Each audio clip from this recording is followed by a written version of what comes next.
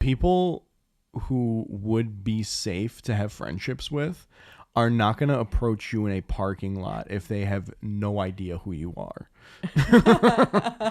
Like healthy people who are looking for new friendships do it by like taking a spinning class or taking a pottery class or a photography class. Like that's how like healthy people who want to have like good friendships do it. They don't just hang out in a Little Caesars parking lot and like, hey, you want some crazy bread? Let's be friends. Like that's not a normal person. I got extra sauce. Like that's not how normal people start friendships.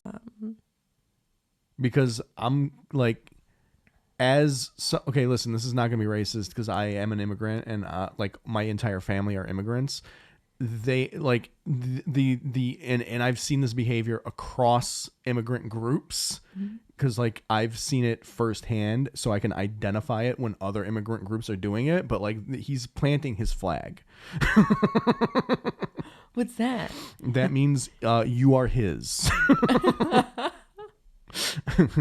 It is. I've had to brush off many men at the bathhouse for this exact behavior of various nationalities. I was going to point one out, but that would be racist. There have been many different nationalities of this type of behavior that I have had to deal with at the bathhouse that I have to immediately just be like, nope. I have to nip it in the bud immediately. So even though he knows that I am married, it does not matter. It doesn't matter.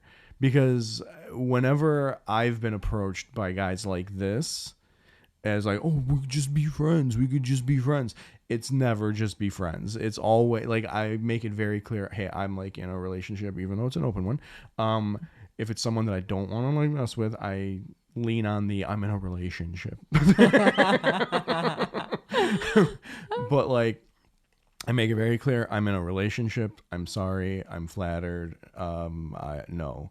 And then they're like, oh, but we can be friends. And the first few times they did that to me, I fell for it. But it's never just friends. They're just trying. In their mind, the calculation that they have made in their mind is that like as long as I can just stay, as long as I can keep my foot in that doorway, and that door can't close all the way, I got a chance. That's the mentality, and you just have to slam the door on that foot and make them like back up. I was gonna be like, oh, is it okay if I bring my husband? Because like meeting new people is fun. And he probably wasn't like very hot on that. Well, I haven't brought it up yet. Okay. But I was gonna, because he's not gonna be very happy about it. I'm telling you right now, like it might not come through because you're texting, but if you speak to him, the tone of his voice will shift. Because I'm telling you, like it's never just friends. It's never just friends. Not in this situation. Like I said, if you were like taking some sort of class, some sort of like pottery class or photography class, or just some sort of like hobby or craft class, and you met that way, then there would be a possibility that this could just be a friendship. But when a random stranger approaches you in a parking lot, it's because they find you attractive. They're not gonna approach someone. They're like, oh, look at that ogre. Let me go talk to him. You know? Like, no one's doing that. The only time you approach a complete stranger in a weird scenario like that is because you think they're hot. Like, that's the only reason. I feel like I have a good friend vibe, like Mrs. Pot from Beauty and the Beast. So I'm just going to urge you to be a little bit more discerning about the strangers that approach you in fast food restaurant parking lots. Yeah. Okay.